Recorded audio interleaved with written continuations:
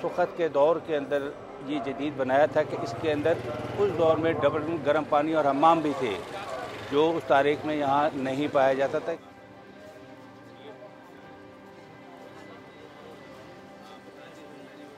इसका सारा मटेरियल जो हमने देखा, बचपन से देखा मामला, ये सारा इंग्लैंड से ही दरामद करके मंगवाया गया था।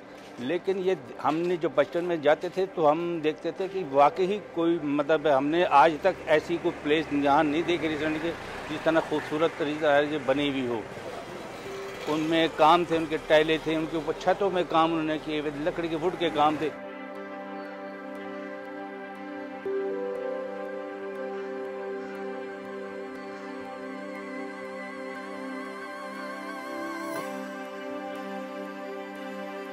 तो इस सिलसिले में हमने म्यूनसिपल कॉर्पोरेशन रावलपिंडी की मदद से एक प्रोजेक्ट बनाया है, जिसमें फ़ेज़ 1 में हम तकरीबन 10 करोड़ रुपया यहाँ इन्वेस्ट करेंगे और उसके अंदर इसके मेजर पार्ट्स का सारा रेस्टोरेशन का काम होगा और इसको पब्लिक के लिए ओपन करेंगे। साथ ही साथ हमारा प्रोग्राम है कि इसके आने वाला जो रास्ता है, स्ट्रीट और गलियाँ हैं, उन गलियों को भी हम अपलिफ्ट करें।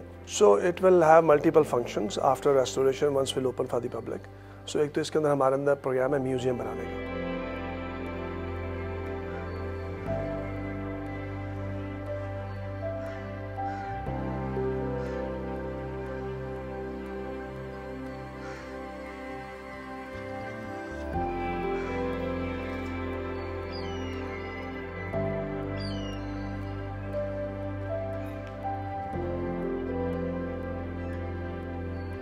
जब यहाँ पे कंजर्वेशन का काम होगा तो बहुत सारे मटेरियल इसके बाहर भी स्टैक करने होंगे।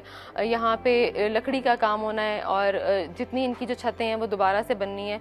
वो सारे जो काम है वो जिस किस्म की मशीनरी, इक्विपमेंट और लोगों की जो लेबरर्स हैं उनकी जो आमदोरफ्त रिक्वायर करते हैं, वो थोड़ी सी एक मुश्किल है तंग गलियों और कंजेशन के अंदर।